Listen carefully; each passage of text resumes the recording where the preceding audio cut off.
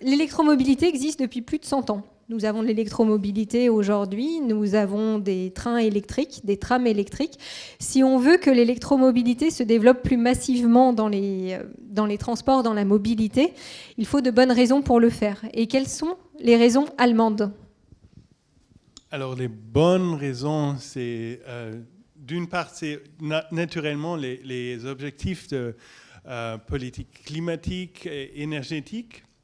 Donc, c'est déjà deux grands objectifs. L'un, c'est sauver la planète. L'autre, c'est être indépendant des importations de pétrole, ce qui est, en ce moment, surtout en Allemagne, c'est vraiment un grand sujet politique.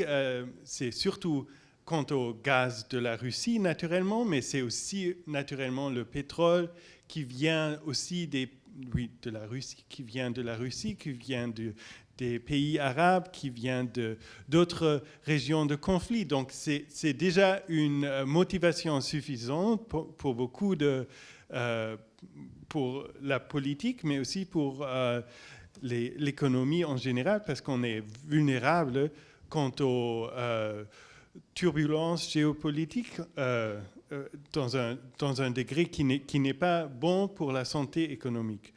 C'est deux choses, mais en plus, on a encore la politique industrielle qui est un motivateur pour les décisions politiques.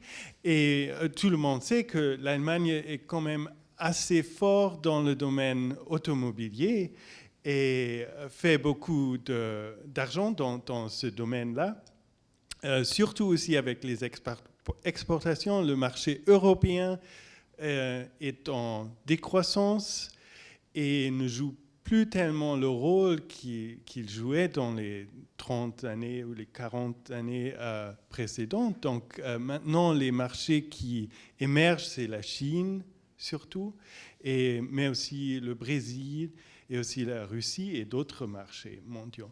Et donc, qu'est-ce qui se passe en Chine ? La Chine, c'est toujours la pollution urbaine, restriction à la circulation au centre-ville. Donc, c'est pour ça aussi que c'est intéressant de faire partie du jeu de la circulation de l'électromobilité.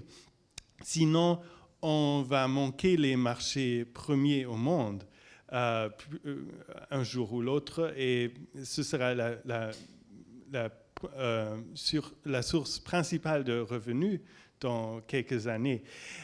L'autre chose, c'est aussi naturellement la législation. Il y a des objectifs européens